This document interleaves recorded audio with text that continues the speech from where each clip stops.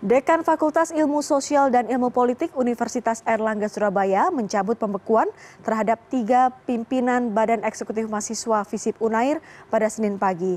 Pembekuan ini terkait pemasangan karangan bunga ucapan selamat kepada Presiden Prabowo dan Wakil Presiden Gibran Rakabuming Raka dengan redaksional ucapan yang dinilai kasar. Happy ending. Polemik pemasangan karangan bunga oleh BEM Unair berujung pencabutan surat pembekuan aktivitas Presiden BEM, Wakil Presiden BEM, dan Menteri Politik Kajian Strategis.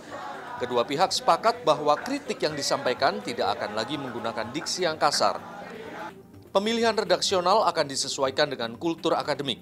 Langkah pembekuan diambil dekanat karena kasus sudah terlanjur viral dan untuk menjawab prasangka bahwa tidak ada tindakan dari dekan. Dalam keterangannya, Dekan FISIP Unair Bagong Suyanto membenarkan bahwa pihaknya keberatan dengan diksi yang digunakan pengurus BEM FISIP pada karangan bunga itu. Sepenuhnya karena diksi ya. Jadi pihak dekanat itu, kami ini kan sering menulis ya, Mas Mbak sekalian. Menulis yang mengkritik ketika ada penulis politisi yang menggunakan diksi yang kasar. Yang menurut saya tidak mendidik bangsa Indonesia. Nah, ketika anak kami melakukan hal yang sama, tentu menjadi tugas moral kami untuk mengingatkan supaya tidak ikut-ikutan larut dalam kegiatan politik yang menggunakan diksi-diksi yang tidak sopan. Tufa berjanji tidak akan menghapus postingan yang bernada kritik di media sosial yang dikelola BEM FISIP Unair. Hanya saja foto karangan bunga memang sudah tidak bisa diakses karena diposting sebagai status yang memiliki batas waktu tertentu, bukan karena dihapus. Ya, kedepannya BEM FISIP, karena kalau kita melayangkan kritik itu biasanya memang di bawah Kementerian Politik dan Kajian Strategis. Ya, kedepannya kami bertekad untuk tetap kritis, kami tetap tegak, dan kami tetap berani. Untuk pemilihan diksi dan lain-lain itu nanti urusan lain, tapi kami yang jelas mengamini apa yang disampaikan oleh Prof.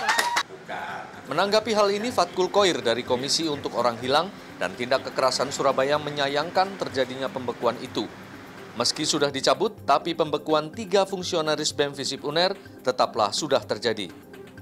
Bagi Fatkul Khoir, pihak dekanat lebih penting mendesak pemerintah untuk mencari Petrus Bima Anugrah, mahasiswa FISIP Unair yang hilang sejak 1 April 1998 di masa reformasi dulu, daripada merespon diksi karangan bunga. Dekan ini refleksi, kenapa kalimat kritik mahasiswa itu sampai sebegitu kalimatnya, apa yang salah gitu loh.